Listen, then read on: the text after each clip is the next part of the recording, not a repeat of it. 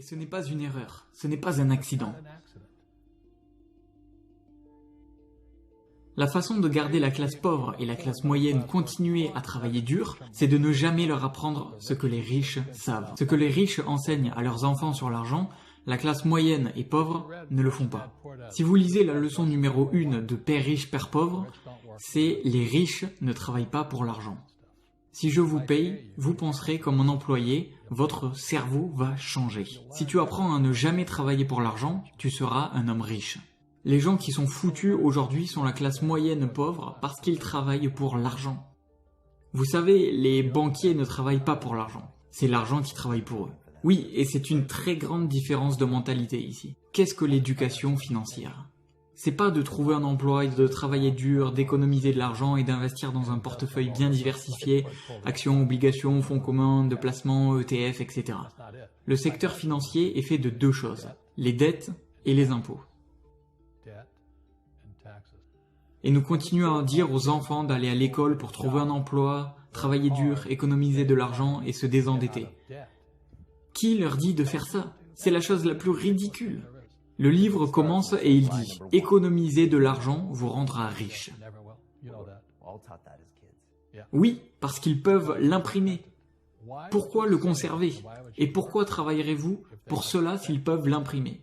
Et plus vite que vous ne pouvez travailler pour lui. Et deuxièmement, il continue à baisser les taux d'intérêt. Vous savez, le Japon a toujours une politique de 0 taux d'intérêt et les Japonais sont les plus grands épargnants du monde. Et je suis japonais de la 4e génération, ils ne sont pas très brillants, n'est-ce pas ? Pourquoi continuez-vous à économiser alors qu'ils l'impriment ? Vous savez, quand je suis au Japon, c'est ce que j'entends par la peur. Ils ont tellement peur parce que les Japonais, bonne culture, mais ils font ce qu'on leur dit. C'est très conformiste. Et donc ils font ce qu'on leur dit, et puis ils font des économies, et leur gouvernement, ce gars Abenomics, ils impriment des milliards et achètent des ETF avec. Et ils ne savent pas quoi en faire. Ils ont peur de commettre une erreur. Ils sont de bons petits élèves à l'école. Aller à l'école, trouver un emploi, ne pas faire d'erreur. Qu'arrive-t-il donc à l'individu moyen en cas de crash financier ? Ils ne savent pas quoi faire. Et en ce moment, comme vous le savez, pour la classe moyenne du monde, nous sommes dans un crash. Le pouvoir d'achat du yen, de l'euro, de la roupie, tout est en baisse. Et les gens travaillent de plus en plus dur. Et les banques centrales du monde impriment plus d'argent. Donc, si quelqu'un nous écoute et qu'il est coincé dans ce piège de la classe moyenne pauvre et qu'il entend que c'est sa peur qui, en fin de compte, les maintient dedans, c'est difficile à entendre, hein, Robert. Mais vous allez leur donner les informations sur ce qu'ils peuvent faire s'ils veulent sortir de cette peur. Eh bien, à chaque fois que... Et j'ai beaucoup parlé à la masse là-bas. Vous savez, c'est trop risqué, ce que vous dites est risqué. Et j'ai dit, ce que je fais n'est pas risqué pour moi, mais risqué pour toi. Et quand quelqu'un dit « Quel est le risque ?» vous devez regarder dans le miroir. Je veux dire, pour moi, de voler au Vietnam, c'était un gros risque. Mais plus le risque est élevé, plus vous avez à apprendre. Vous le savez, je le sais.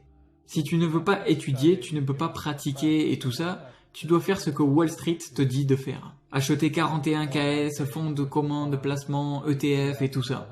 Mais c'est là que sont les faux atouts parce que cela va rendre Wall Street ou la City de Londres riche. Il suffit de regarder où l'argent circule. Il faut suivre l'argent. La raison de pourquoi les riches ne travaillent pas pour l'argent, c'est numéro 1, les frais sont des taxes. Il y a 3 types de revenus. Les revenus gagnés, les revenus portfolio et les revenus passifs. Donc, les revenus gagnés, c'est si je trouve un emploi, eh bien ça c'est des revenus gagnés. Si je suis un médecin ou programmeur, c'est des revenus gagnés parce que je travaille pour l'avoir. Si j'achète, disons, des pommes pour 10 $ et que je les revends pour 20 $, ça c'est un revenu du portfolio. C'est des gains en capital. Mais le revenu passif, qui est le cash flow, n'est jamais taxé. Donc tous ces types qui crient en ce moment même en Amérique la taxe aux riches, je dis bonne chance. Parce que la plupart des gars qui se plaignent ne connaissent pas ces 3 types de revenus et les riches n'ont pas d'emploi de toute façon. Ils ont des biens. Et donc la moyenne des pauvres gens envoient leurs gamins à l'école. Mais ils n'apprennent pas ça. C'est pourquoi, en faisant semblant, quand on leur parle, il y a un article de journal sur Jared Kushner et il explique comment les Trump et les Kushner ne payent pas d'impôts et gagnent des millions de dollars. Et le journaliste n'a pas pu le comprendre, parce que ce ne sont pas nos écoles qui nous enseignent ça. 3 types de revenus. Et ils l'ont jugé et disent qu'ils se trompent et que c'est de la tricherie et nous le voyons encore et encore. Amazon ne paye pas d'impôts. Que dites-vous aux gens quand ils viennent vous voir et vous disent « Robert, ce n'est pas juste. Ce n'est pas juste, il ne paye pas d'impôts. » Il y a toujours 3 faces à une pièce de monnaie. Vous savez, la tête, la queue et le bord. De quel côté de la pièce êtes-vous? De mon côté, c'est juste. Mais c'est là la différence. Tout le monde peut faire la même chose que j'ai fait. Parce que les lois fiscales sont les mêmes pour tout le monde. Vous savez, les gens disent que l'impôt ne concerne que les riches. Non, les lois fiscales sont à la portée de tous si vous avez une bonne éducation financière.